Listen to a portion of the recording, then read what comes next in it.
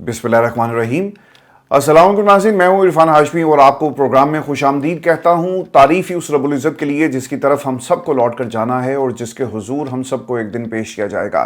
दोस्तों, आज 27 फरवरी है, दिन है जुमे का, और आज की हमारी ये पहली वीडियो है। 4 खबरों पर तफसील से हम बात करेंगे। पहली खबर, पाकिस्तानी तैयारों का अफगान फ़िज़ा पर कब्ज़ा। अफगानिस्तान में घुसकर पाकिस्तानी जेट तैयारों ने कार्रवाई की है और तालिबान हेडक्वार्टर्स को मुकम्मल तौर पर तबाह कर दिया गया है। आज की ये कार्रवाई आने वाले दिनों का किस किस्म का सियासी मंजरनामा हमारे सामने पेश कर रही है और आज की इस जंग को अमेरिका ने किस नज़र से देखा। माजी में भारत के साथ जंग हुई तो अमेरिका ने उस जंग को रुकवाने का पूरा क्रेडिट लेने की कोशिश की और डोनाल्ड ट्रंप हर तकरीर के अंदर पाकिस्तान भारत की जंग का जिक्र करते हैं। तो आज की इस जंग का क्रेडिट कौन लेगा? और फिर याद रखिएगा कि इस जंग में बगराम एयरबेस की बहुत ज़्यादा अहमियत है और डोनाल्ड ट्रंप आज की इस जंग को बगराम एयरबेस को हासिल करने के तनाजुर में किस तरह से देखेंगे और क्या पाकिस्तान आने वाले दिनों में कुछ ऐसा किरदार अदा कर सकता है जो हम माजी में करते आए हैं अमेरिका के लिए। इसका भी मुकम्मल हाल अहवाल मैं आपके सामने रखूंगा आज की इस नशिस्त के अंदर। और इमरान खान को जहर देने का खदशा, अलीमा खान ने कुछ होशरुबा इंकशाफात किए, इसका भी मुकम्मल हाल अहवाल आपके सामने रखेंगे। और दोस्तों, रेड जोन को मुकम्मल तौर पर सील कर दिया गया। पाकिस्तान में तमाम कानून नाफिज करने वाले इदारे इस वक्त रेड अलर्ट हैं। एडवाइजरी जारी की गई है और ये अलर्ट खुदकुश हमलों के हवाले से है, ख़ासतौर पर लाहौर, इस्लामाबाद, रेड जोन और कराची के हवाले से इसे जारी किया गया। अब इसका एक रिएक्शन आएगा, लेकिन हुकूमत क्या तैयार है ये भी आपको बताएंगे। और फिर कप्तान की रिहाई का मामला कल बरतानवी पार्लियामेंट में उठाया गया और अब बरतानवी हुकूमत का एक जवाब आ गया। ये जवाब क्या है ये भी आपको बताएंगे आज की इस नशिस्त में। लेकिन व्यूअर्स, प्रोग्राम शुरू करने से पहले मेरी आप तमाम दोस्तों से दरख्वास्त है कि चैनल को ज़रूर सब्सक्राइब करें और जो मेरा 1 मिलियन का टारगेट है आपके इस प्लेटफॉर्म का, आप इसे ज़रूर जाकर हमारी मदद करें इसे अचीव करवाने में और चैनल को ज़रूर सब्सक्राइब करें। By the end of this year एक हमने एस्टिमेट लगाया था कि इंशाल्लाह अल्लाह ताला के हुक्म से और आप तमाम दोस्तों के ताउन से हम इसे ज़रूर अचीव करेंगे। लेकिन सबसे पहले आपको बताएं कि अफगान तालिबान की बिला इश्तियाल कार्रवाइयों के खिलाफ पाकिस्तान का ऑपरेशन गज़ब लिल हक, 133 तालिबान हलाक, 27 चौकियां तबाह और 9 पर कब्जा कर लिया गया है।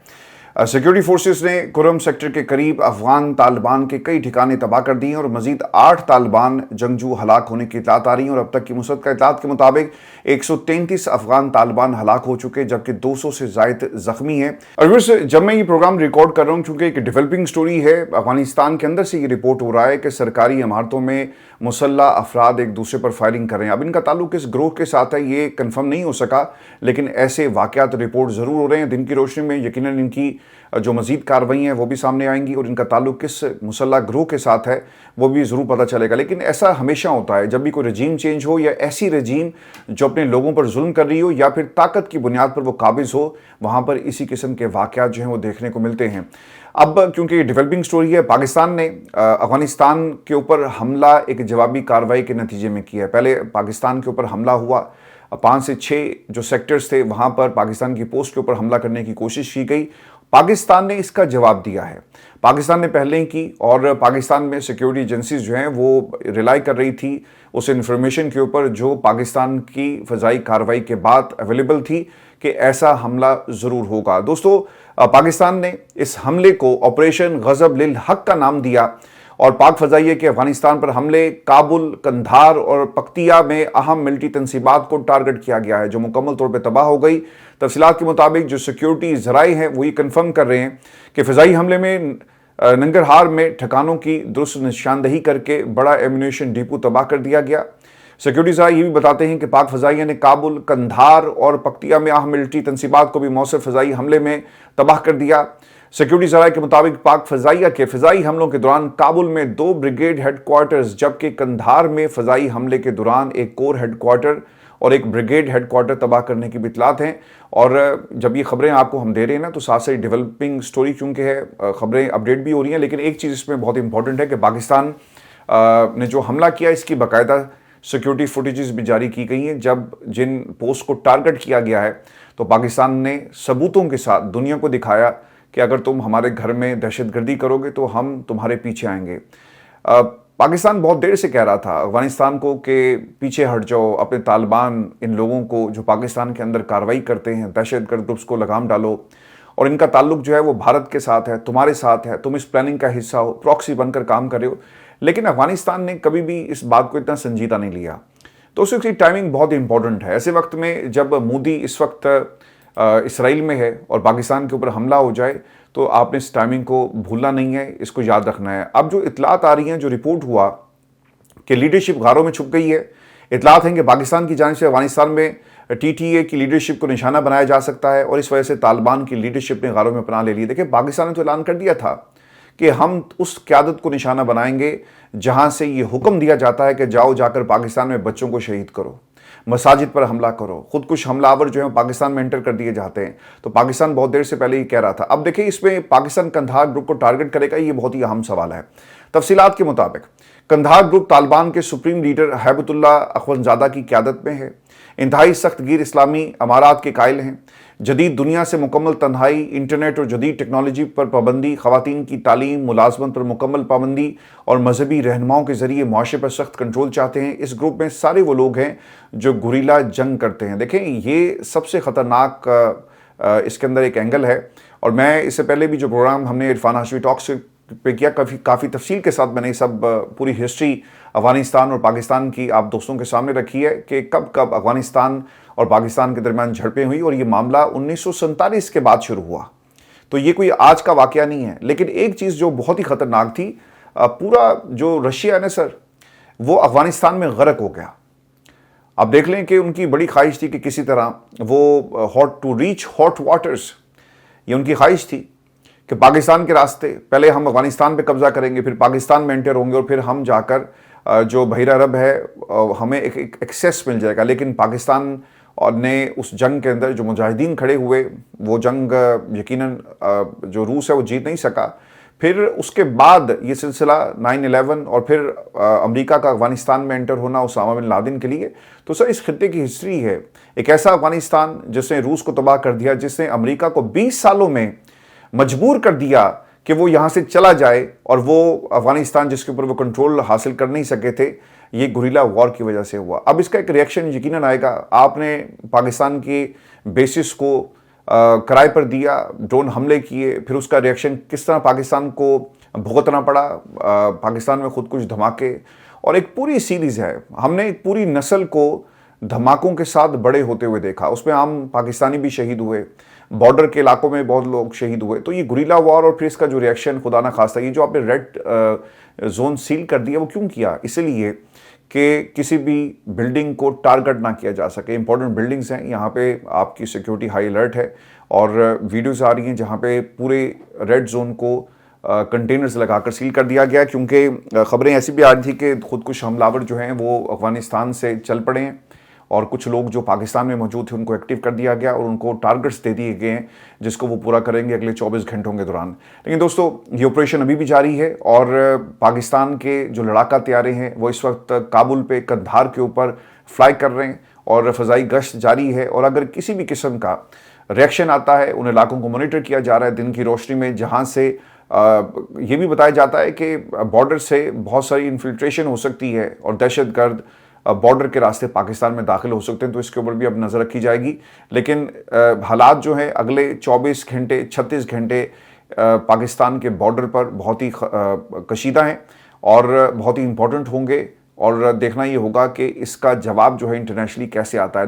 اور پھر جو دوسرا گروپ ہے کابل میں, ایک تو جی میں نے آپ کو بتا دیا, کابل میں موجود طاقتور طالبان وزراء, کابینہ اراکین اور بااثر عسکری اور مذہبی رہنما جیسے سراج الدین حقانی نیٹ ورک سے وابستہ لوگ ہیں, یہ ملا برادرز وغیرہ, یہ دوسرا گروپ ہے. اب پاکستان اس بار قندھار کی لیڈرشپ کے اوپر حملہ کر سکتا ہے, اس قسم کی باتیں ہو رہی ہیں. اب دیکھیں جی, بارڈر کا جو علاقہ ہے نا, یہ بہت ہی سینسٹیو ہے, اس میں بڑی کارروائی ہوگی, آبادیاں موجود ہیں, یہاں پر آپریشن بھی ہوگا. اور یاد رکھیں کہ جو افغان مہاجرین ہیں, اب انہیں پاکستان سے دھکا دینے کا وقت ہوا چاہتا ہے, اور اگر آپ نے ایسا نہ کیا تو یقیناً ان میں سے بہت سارے لوگ جو ہیں انہی کو یہ ریکروٹ کریں گے اور پاکستان کے خلاف استعمال کیا جائے گا. تو حالات اس خطے میں بہت ہی سینسٹیو ہیں. ہم ایک جنگ سے سبق سیکھتے نہیں ہیں, ہمارے جو معیشت ہے وہ لڑکھڑا رہی ہے, اور ہم نے اب دوسری جنگ جو ہے وہ شروع کر دی. اور ایک طرح سے لگتا یہ ہے کہ جو پراکسیز تھی وہ پاکستان کو پرووک کر رہی تھی کہ ان کی معیشت ویسے ڈوبی ہوئی ہے, ان کے پلے ہے کچھ نہیں, تو لہٰذا ان کے اوپر ہم حملہ کرتے ہیں تو یہ پلٹ کر وار کریں گے. دیکھیں, پاکستان اپنے بارڈرز کے ساتھ جو جنگ کے حالات ہیں, اوبویسلی جب جنگ مسلط کی جائے گی اس کا جواب تو ہم دیں گے, لیکن یہ کسی بھی ملک کی ترقی کے لیے بہترین حکمت عملی نہیں ہوتی. अब ये जो एक सेंसिटिविटी पूरे मुल्क के अंदर चल रही है, हसासियत, वो क्या है कि ये लोग पाकिस्तान की आबादियों को टारगेट करेंगे। अब ये जो लोग गुरिल्ला वॉरफेयर के बड़े माहिर हैं, वो क्या, आपका क्या ख्याल है कि सेकंड वेव में अपने लोगों को पाकिस्तान के मुख्तलिफ शहरों में नहीं भेजेंगे? ये पिछले कुछ दिनों से जो शहादतें हो रही हैं, ऑपरेशन, कुछ वीडियोस और ऑडियोज़ भी सामने आई जहाँ पे लोग बड़ी मुश्किल से इन इलाकों में गश्त कर रहे हैं और आबादियों में जाकर किसी भी वक्त कहीं से भी हमला हो सकता है, उन्हें कुछ पता नहीं है। तो ये पाकिस्तान को सोचना होगा कि इनकी पॉलिसीज़ क्या हैं और हम क्या एक बड़ी गेम का हिस्सा तो नहीं बनने जा रहे।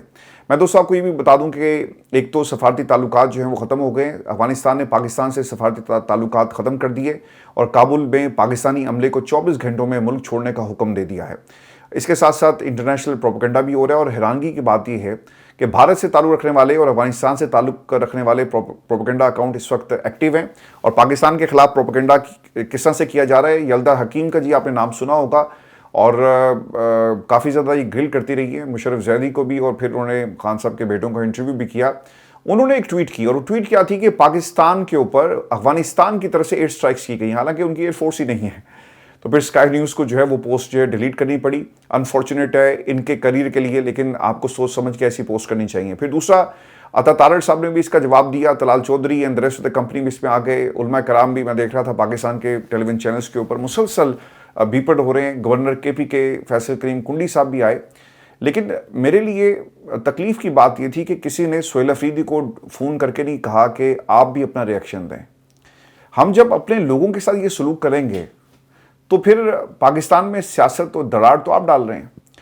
बहुत ही आसान था और बहुत ही सिंपल सा काम था कि आप सोहेल अफरीदी को फ़ोन करते और कहते कि पाकिस्तान के ऊपर हमला हुआ और पाकिस्तान ज़बरदस्त तरीके से जवाब दे रहा है, हम आपको लाइन पे ले रहे हैं और आपने पाकिस्तान एक सूबे के सरबराह होने की हैसियत से मौक़िफ़ जो है वो कौम को दें। आपका क्या मौक़िफ़ है, बताएं कौम को कि आप कहाँ खड़े हैं। लेकिन जानबूझकर उन्हें इस पूरे मौक़िफ़ से एलिमिनेट कर दिया गया, किसी टेलीविजन चैनल पर उनका मौक़िफ़ नहीं आया।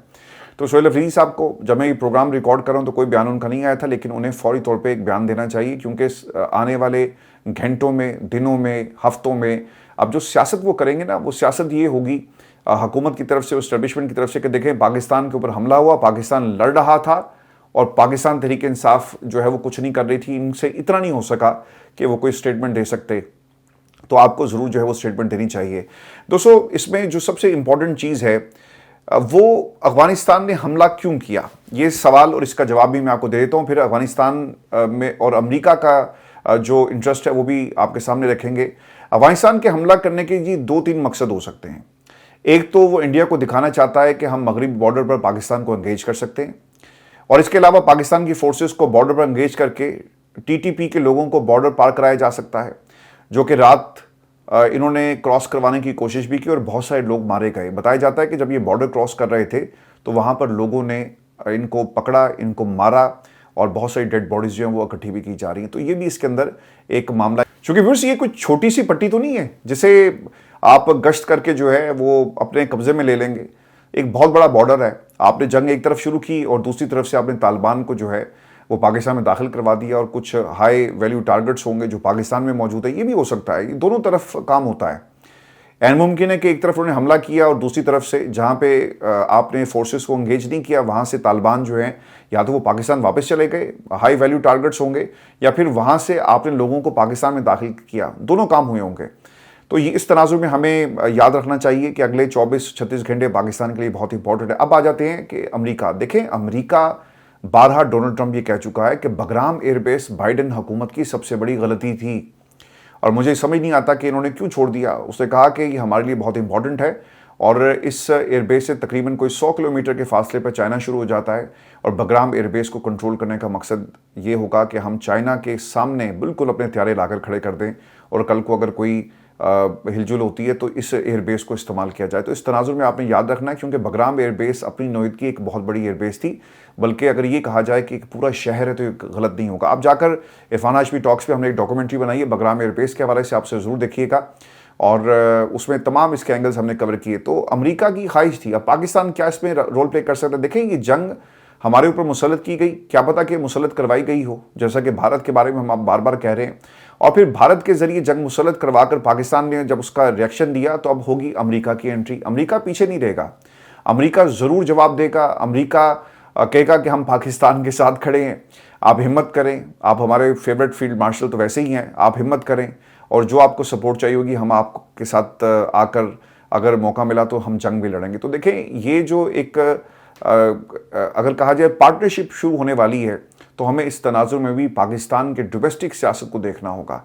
तो डोनाल्ड ट्रंप की ये जो यारी है और ये जो उनका इंटरेस्ट है अफगानिस्तान के अंदर, यकीनन ये बगराम एयरबेस बहुत ज़्यादा इंपॉर्टेंट है और पाकिस्तान की आज की कार्रवाई के बाद अमेरिका यकीनन एक नई पार्टनरशिप की तरफ जो है वो देख रहा है। और फिर से कासिम और सुलेमान, इमरान खान के दोनों बेटों का इंटरव्यू, और इससे पहले भी मुतादिद इंटरनेशनल मीडिया को इंटरव्यू दे चुके हैं, लेकिन आज का इंटरव्यू इसलिए इंपॉर्टेंट था कि इमरान खान को जिस तरह से कैद तन्हाई में रखकर उनकी एक आंख को ज़ाया किया गया। अब ये BBC के ऊपर इंटरव्यू जो है वो ब्रॉडकास्ट हुआ। तफसीलात के मुताबिक कासिम और सुलेमान ने BBC को अपने इंटरव्यू में ये बताया कि इमरान खान को बदतरीन कैद तन्हाई में रखा गया, एक डेथ सेल जहां पर सूरज की रोशनी भी नहीं पहुंचती और वहां दिन में 23 घंटे तक उनको रखा जाता है। इमरान खान की जान को इस वक्त जेन्युइन रिस्क है। सरकारी डॉक्टर्स के मुताबिक इमरान खान की आंख तकरीबन ज़ाया हो रही है। इमरान खान की मेडिकल रिपोर्ट्स नहीं दी जा रही। बीमारी की हालत में उनको मुकम्मल आइसोलेशन में रखा हुआ है और ज़ाती मौलजीन को भी उन तक रसाई जो है वो नहीं दी जाती। सुलेमान ये बताते हैं कि हमने अपने वालिद को आखिरी मरतबा नवंबर 2022 में देखा, जब वो कातलाना हमले में गोलियां लगने से जख्मी हो गए। 2 हफ्ते पहले हमारी इमरान खान से टेलीफोन पर बात हुई, लेकिन वो एक तवील अरसे के बाद करवाई गई।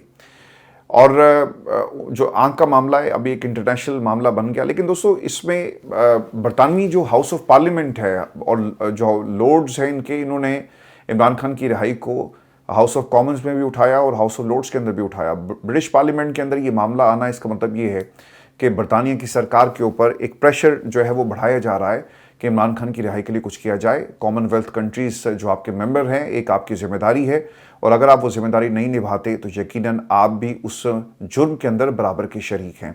बरतानवी हाउस ऑफ लॉर्ड्स में जो मुतालबा रखा गया, एक तो जी इमरान खान को उनकी फैमिली, डॉक्टर्स, बेटों तक रसाई दी जाए, उनको इलाज और उनकी जो गिरती हुई सेहत है इसके हवाले से बरतानिया पाकिस्तान के ऊपर एक दबाव डाले और ये जो डिमांड रखी गई कि इमदाद को बंद कर दिया जाए, क्योंकि कॉमनवेल्थ एक कमिटमेंट होती है ना आपकी कॉमनवेल्थ कंट्रीज़ की, तो उसमें ये जो चार्टर है उसके मुताबिक ये डिमांड जो है यहाँ के लॉ मेकर्स की तरफ से जो है वो की गई है।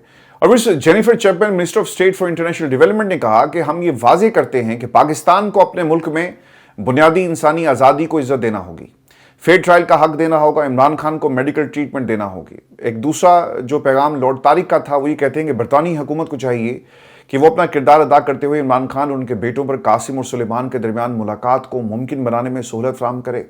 इंसानी बुनियादों पर बाप और बेटों की मुलाकात में रुकावट नहीं होनी चाहिए। बरतानवी हुकूमत को इस सिलसिले में मुस्बत किरदार अदा करना होगा। लॉर्ड जेरमी ने कहा कि इमरान खान की सेहत से मुतल्लिक खदशात हैं। पाकिस्तान में हुकूमत के खिलाफ मुजाहरे करने वाले अपोजिशन रहनुमाओं के खिलाफ मुकदमात कायम किए गए और उन्हें सजाएं सुनाई गई। पाकिस्तान की मईशत पर फौज के असर और रसूख की हद के बारे में संजीदा खदशात पाए जाते हैं। और लॉर्ड डेनियल ने कहा कि इमरान खान जेल में इसलिए हैं क्योंकि वो आज़ाद और मुनसिफाना इंतखाबात जीत सकते हैं।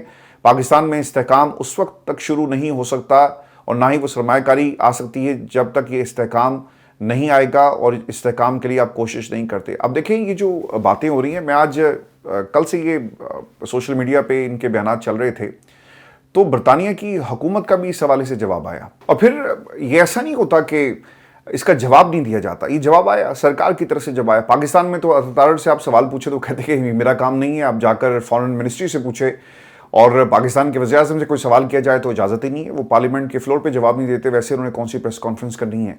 लेकिन बरतानिया की तरफ से जवाब है, वो जवाब क्या था? अब ये बरतानिया की हुकूमत ये कहती है कि हमारे इंटरेस्ट हैं पाकिस्तान की हुकूमत से, जो इस वक्त की प्रेसिडेंट हुकूमत है, तो हम उन इंटरेस्ट को सेफ गार्ड करेंगे। हम ये नहीं हो सकता कि एक बंदे के लिए जाकर वहाँ पर बात करें, विच इज़ ऑब्वियसली ये इनका अपना पॉलिसी का एक तरीक़ाकार है जो इम्प्लीमेंट करते हैं। फिर उन्होंने काउंटर टेररिज्म की बात की कि हम अपने मफादात को देखेंगे कि हमने किस तरह करना है, क्योंकि वो ये कह रहे थे कि ये नहीं हो सकता कि हम पाकिस्तान की जो फाइनेंशियल एड है इसको बंद कर दें और जो पैसे हम उनको देते हैं उनको रोक लिया जाए। देखिए, ये बरतानिया हो या बाहर की कोई भी कंट्री हो, पाकिस्तान के साथ इनके मफादात हैं। आज इन्होंने खुल्लम खुल्ला पार्लियामान के फ्लोर पर ये बात कर दी है। तो एक इंटरनेशनल इस्टेब्लिशमेंट का जो हम आपको हमेशा बताते रहे कि वो कभी भी नहीं चाहेगी कि इमरान खान रिहा हो, अब तो जी बिल्कुल ही एक सिचुएशन जो है वो मुख्तलिफ हो गई है। और याद रखिएगा, जैसे मैंने आपको पहले हिस्से में बताया कि एक नई पार्टनरशिप की तरफ डोनाल्ड ट्रंप देख रहा है اور اس سے پہلے بھی جو لوگ یہاں پہ تھے انہوں نے پارٹنرشپس کی. اس کا نتیجہ کیا نکلا؟ اب ڈونلڈ ٹرمپ کو سوٹ کیا کرتا ہے کہ کیا وہ فون کر کے کہے گا؟ برطانیہ کو سوٹ کیا کرتا ہے؟ وہ کاؤنٹر ٹیررزم کے نام پر اس ایک گٹھ جوڑ کا حصہ ہیں جو انٹرنیشنل اسٹیبلشمنٹ جس کو رن کرتی ہے.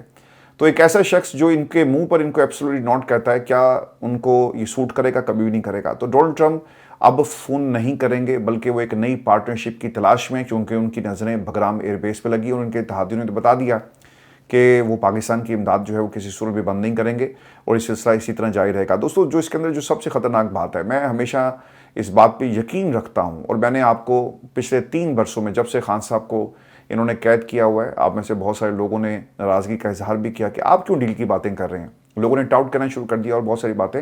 دیکھیں، فیصلے وہی اچھے ہوتے ہیں جو حکمت عملی کے تحت کیے جائیں اور وقت پہ کیے جائیں. جب نبی کریم صلی اللہ علیہ وسلم، میں آپ کو اکثر ایگزامپل دیتا ہوں، ساری کائنات ان کے لیے بنائی گئی، ایسا ہی ہے نا. اور اللہ کا حکم تھا تو آپ نے اعلان کیا، اس کا پیغام بغیر کسی خوف کے دن کی روشنی میں پھیلایا. جب حکم نہیں تھا تو خاموشی سے تبلیغ ہوئی. ایسا ہی ہوا نا. جب حکم ہوا کہ آپ کھڑکیاں کھول کر، دروازے کھول کر اللہ کا پیغام جو ہے گھر گھر پہنچائیں، تو وہ انہوں نے کیا. شیبہ بن طالب کی ایگزامپل آپ کے سامنے ہے، حبشہ کی پوری تاریخ آپ کے سامنے ہے کہ مائگریشن ہوئی. یہ کیوں ہوا؟ مسلمانوں پہ ظلم بڑھ گیا، حکمت عملی تھی. ایسا ہی ہوا نا. تو حکمت عملی کو اپنائیں، اور عمران خان کی زندگی بہت ضروری ہے. چونکہ دوستو، دوسری طرف بڑی لمبی چوڑی پلاننگ ہو گئی ہے. ایک جنگ ہوئی، دوسری جنگ اب شروع ہو چکی ہے. اب یہ کہاں جا کر رکے گی کسی کو کچھ معلوم نہیں ہے. اور موجودہ جو پاکستان کے اندر رجیم ہے، انہوں نے بڑا ایک کلیئرٹی کے ساتھ فیصلہ کر لیا ہے کہ اب ہم نے ایک ہارڈ سٹیٹ کا جو کانسیپٹ ہے اسے کر کے بھی دکھانا ہے. تو اس میں خان صاحب کی رہائی اور خان صاحب کا جو معاملہ ہے یہ بڑا کرٹیکل ہوتا جا رہا ہے. اور ایک ہی راستہ ہے کہ پہلے اپنی جان بچائیں.